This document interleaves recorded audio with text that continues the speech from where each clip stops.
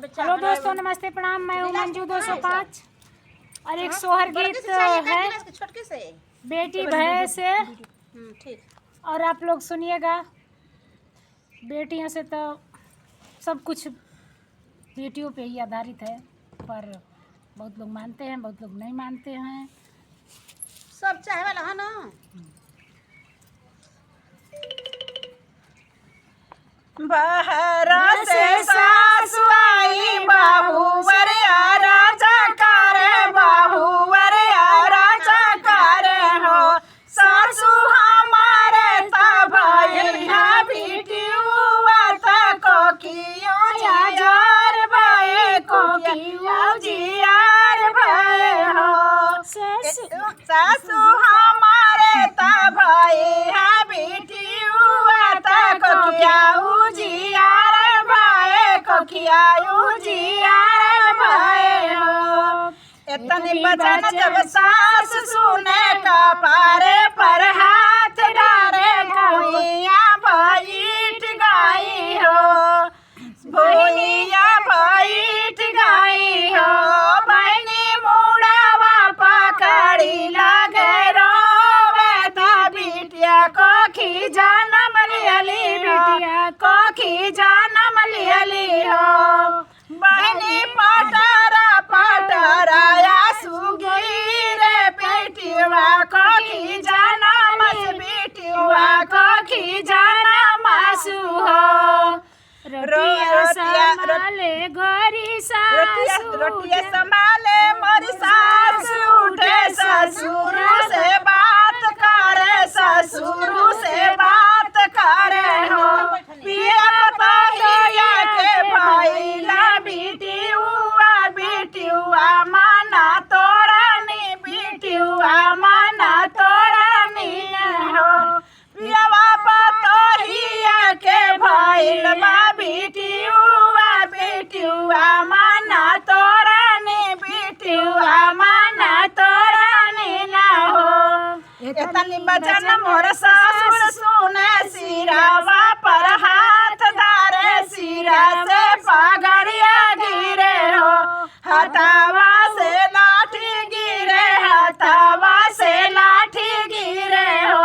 बहनी बैठ गई मनवा के मारी, त कुछ नहीं सूझे, त कुछ नहीं सूझे हो।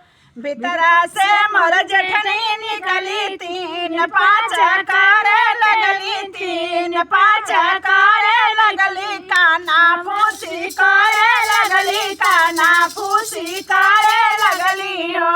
बहनी जेठानी के बाद जेठानी के जाई के बताए लगली, बहनी जेठानी के जाई के बतावे लगली।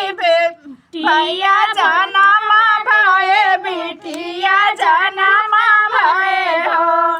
इतनी बचन मोर जेठू सुनला, सिरा कर हाथ धरे, मोचिया पर गिर गया, मोचिया ये गिर। इतनी बचन मोर जेठू सुनला, सिरावा पर हाथ धरे, मोचिया जे गिर गए, मोचिया जे गिर गए हो। बहनी ठुमुरा बैठे देखे त मानवा बुझाई गए, मानवा बुझाई गए हो।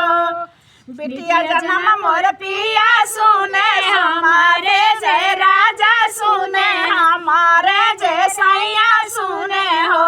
बहनी पियावा के हुलसल है छातिया, तो हमारे बिटियुआ भैली, हमारे बिटियुआ भैली हो। राजा पियावा के हुलसल करे जावा, तो हमारे जे बिटिया भैली, हमारे जे बिटिया भैली हो। बरह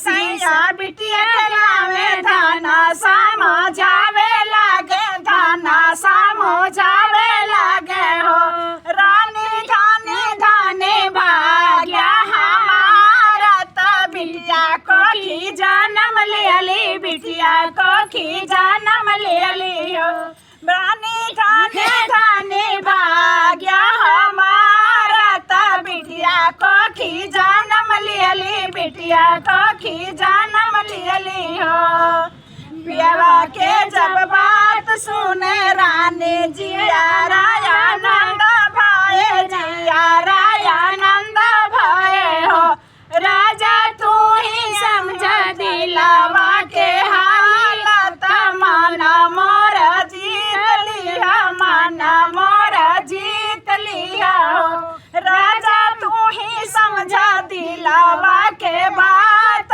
तमन्ना मोरा मोह लिया मना मोरा जीत लिया हो। देखिए बिटिया होती है तो सासू माँ लोग कितने लोग नाराज होते हैं, रोने लगती हैं, आंसू दिल एकदम धड़कने लगता है। अपनी बिटिया होती है तो लोग नहीं रोते हैं।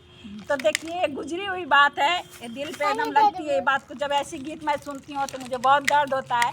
अपनी बात को मैं ज़रूर उस बात को याद कर लेती हूँ, उस दिन को याद करती हूँ कि बिटिया जब होती है तो इतने लोग तकलीफ़ में हो जाते हैं कि लोग रोने लगते हैं कि बिटिया जन्म ली, वो भी तो किसी की बिटिया है। मगर इस बात को लोग मानते नहीं। मैं एक बार इस बार वीडियो को बोली थी कि बिटिया हुई थी तो कुछ लोग रोने लगे थे, इस पे बहुत घर में हंगामा मच गया था। तो आप लोग इस गीत को सुनिएगा और सपोर्ट करिएगा। ये केवल गीत ही नहीं है, समाज को प्रेरणा भी देती है इस गीत को, इसलिए हम लोग गा रहे हैं।